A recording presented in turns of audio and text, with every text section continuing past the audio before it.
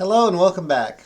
It's a wonderful day in the amateur radio neighborhood, and people all over the world are just waiting for you to throw out your CQ followed by your call sign.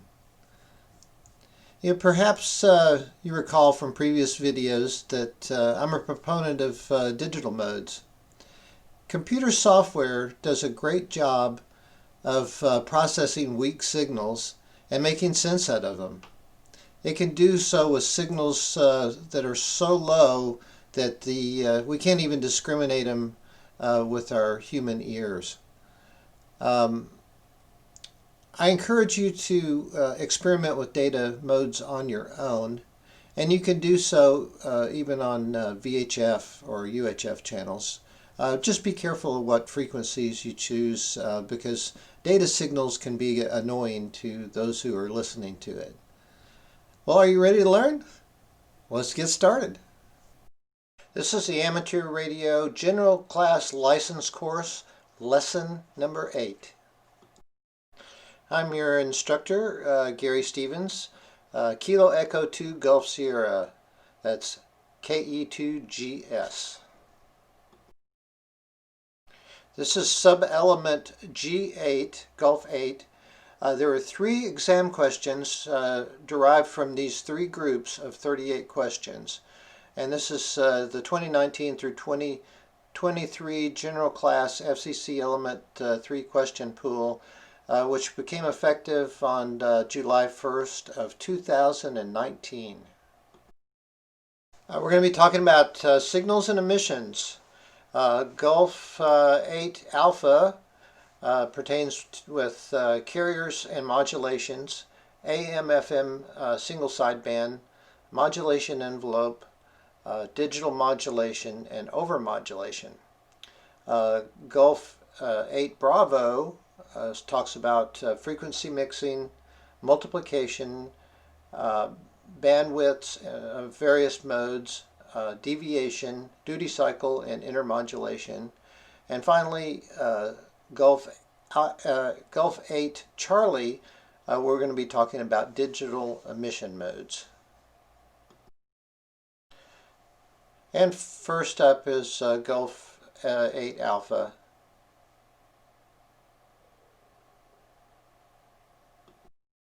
So you can see in this diagram that data is a square wave, whereas audio or radio signals are sine waves.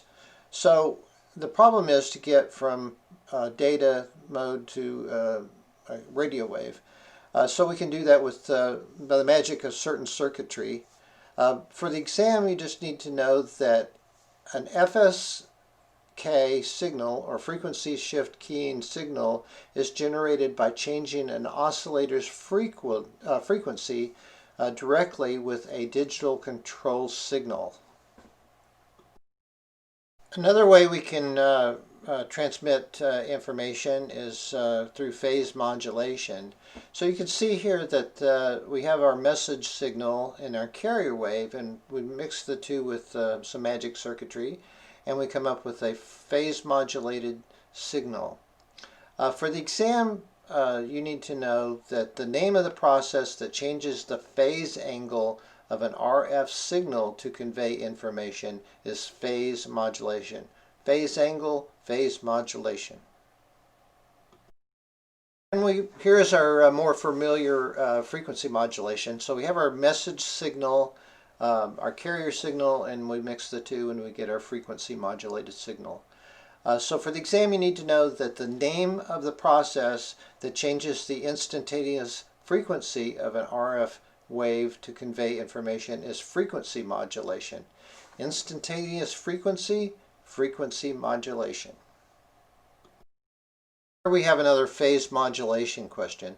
For the exam, know that phase modulation is an emission that is produced by a reactance modulator connected to a transmitter RF amplifier stage. By now, amplitude modulation should be a really familiar sight.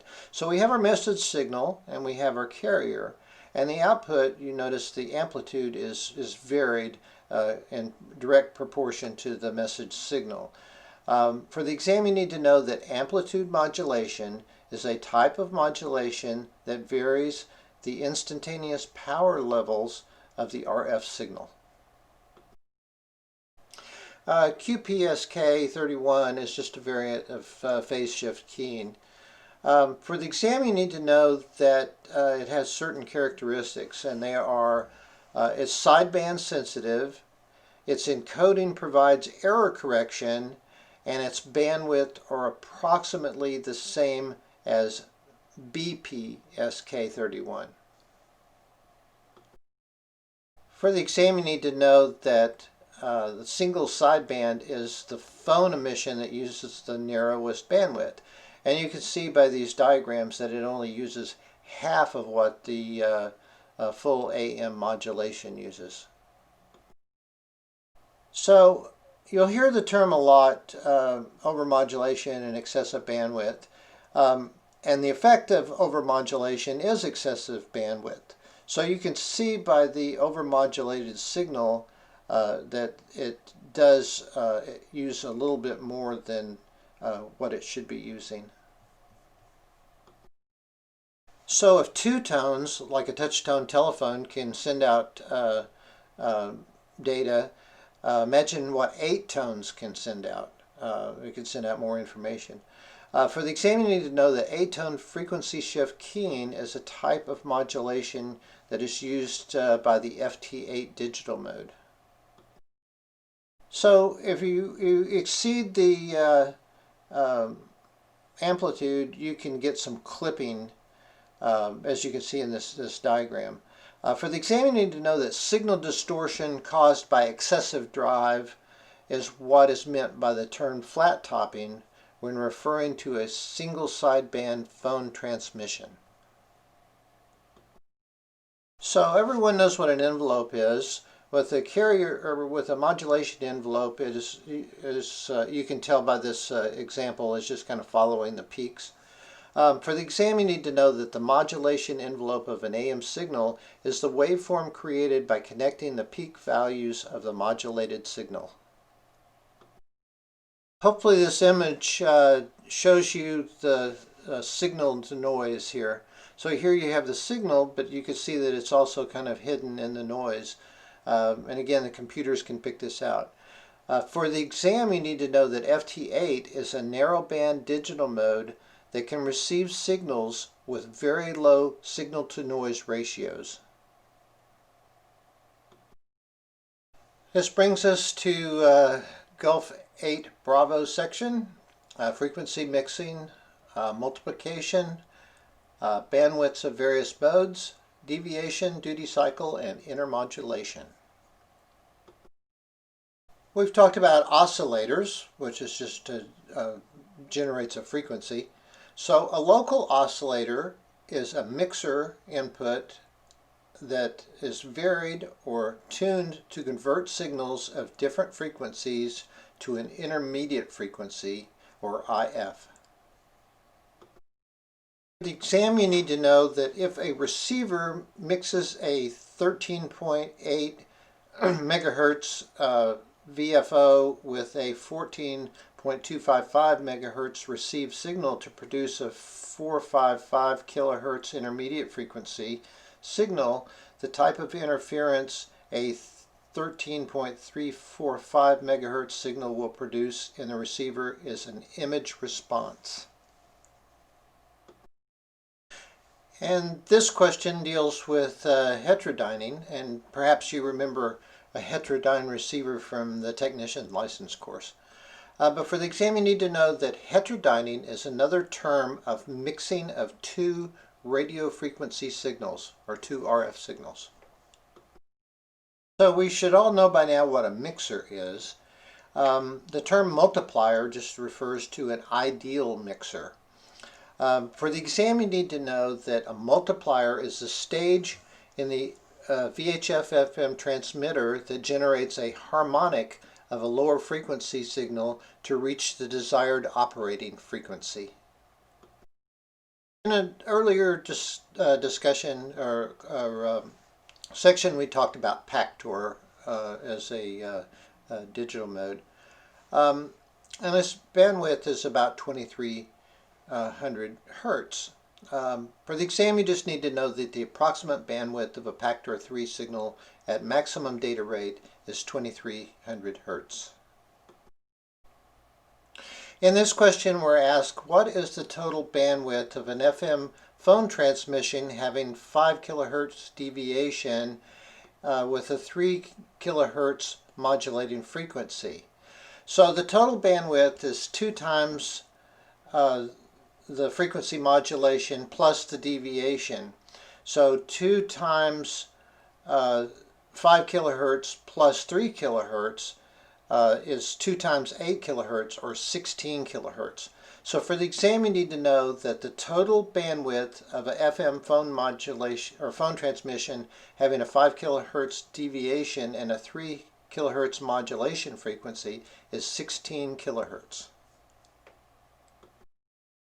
So in the next question, we're asked, what is the frequency deviation for a 12.21 megahertz reactance modulated oscillator in a 5 kilohertz deviation of 146.52 megahertz phone transmitter?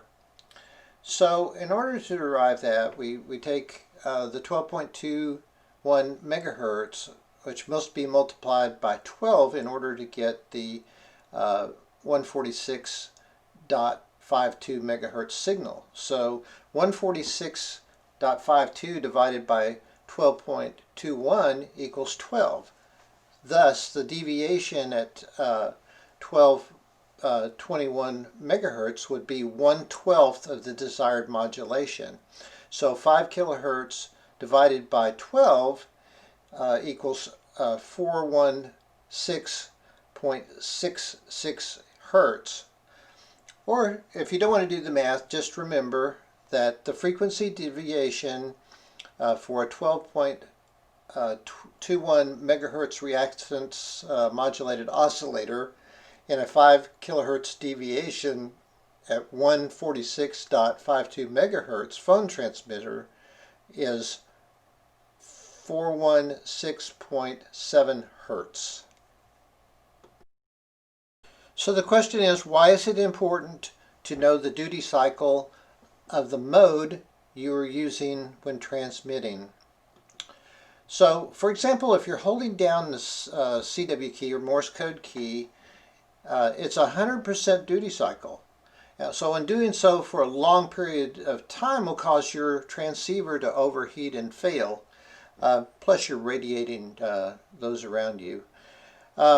For the exam, just know that it is important to know the duty cycle of the mode which you're using when transmitting, because some modes have higher duty cycles that could exceed the transmitter's average power rating, and thus make toast out of it. So the question is, why is it good to match the receiver bandwidth to the bandwidth of the operating mode? Well, when a bandwidth is exceeded, it can cause the receiver to receive other nearby signals. So for the exam, you need to know that it's good to match the receiver bandwidth with the bandwidth of the operating mode, because it results in the best signal-to-noise ratio. The question is, what is the relationship between transmitted symbol rate and bandwidth? So if you're looking at this and you're saying, oh my gosh, Gary, I'll never be able to do this math, well, guess what? You don't have to. Just remember that the relationship between the transmitted symbol rate and the bandwidth is a higher symbol rate gives you wider bandwidth. That's all you need to know. So the question is, what combination of the mixer's local oscillator and RF input frequencies is found in the output? Well, you can look here and you see the USB signal of 9 megahertz, which is upper sideband signal. It's feeding into the mixer, and then you're combining it with the local oscillator. So you're getting a sum signal of an upper sideband and a different signal, a lower sideband. So the combination is the sum and the difference. For the exam, you just need to know that the combination of the mixer's local oscillator and RF input frequencies is found in the output is the sum and the difference. So what we need to know here is that the process that combines two signals in a nonlinear circuit or connection to produce unwanted spurious output is intermodulation. And that brings us to the digital emission modes, my favorite.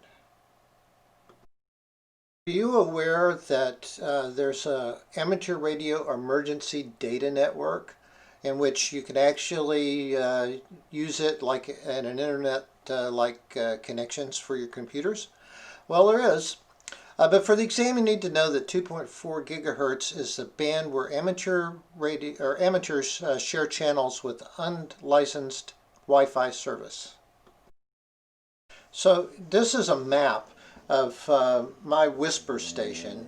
It's weak signal propagation report. And I was using 1 watt of power. And look how far that 1 watt of power got me. Stations as far away as Italy were able to receive my signal. For the exam, you need to know that WSPR, weak signal propagation report, is a digital mode that is used as a low power beacon for assessing HF propagation. So when it comes to data, sending it and receiving it, knowing the format of it is a good thing. So a generic digital packet consists of a header, data, and the trailer.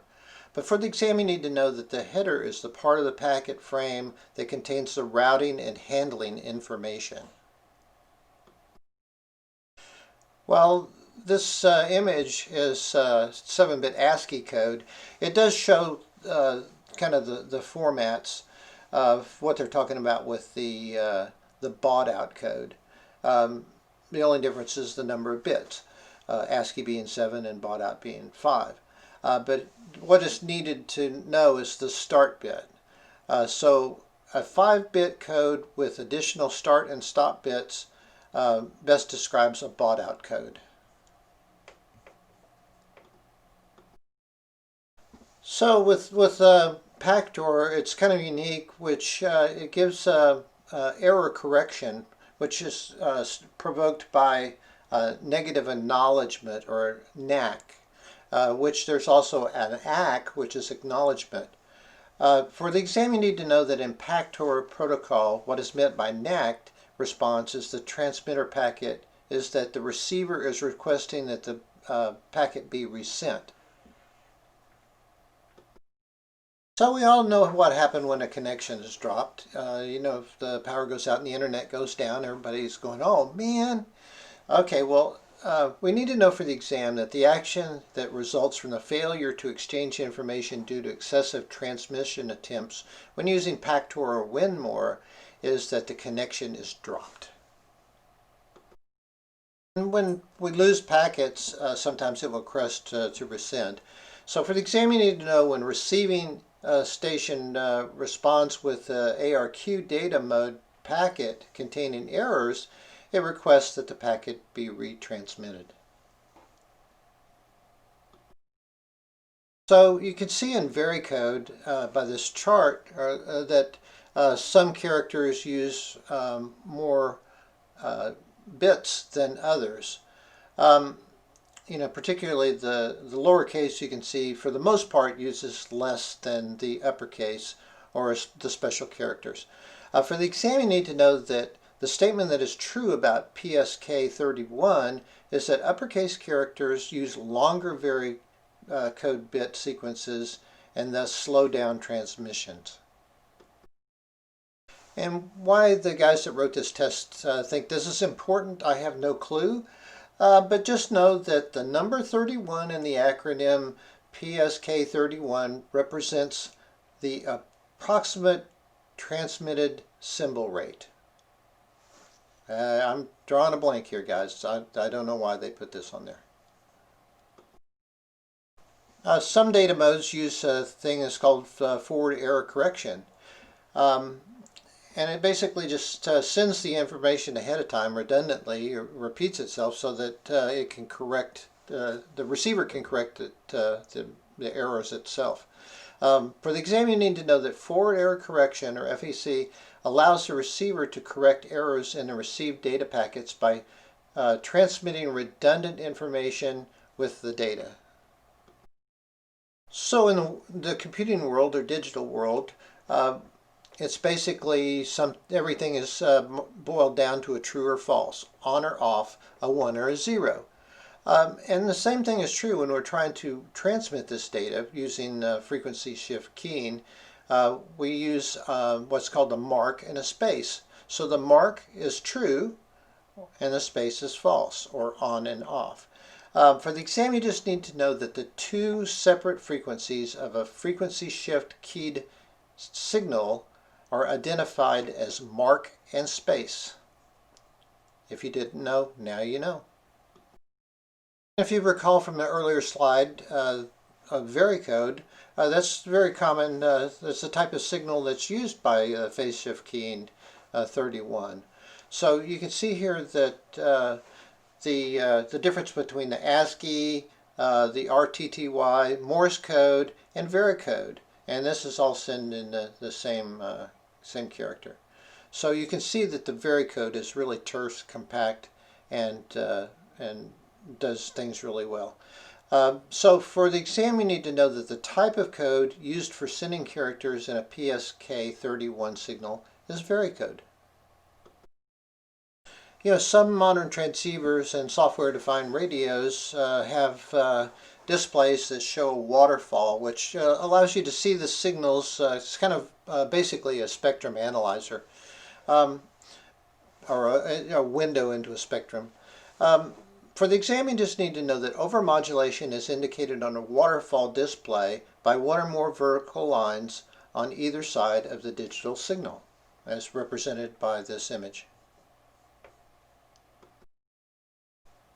And as we alluded to earlier, a waterfall display is best described by graphics where a frequency is horizontal, signal strength is in intensity, and time is vertical.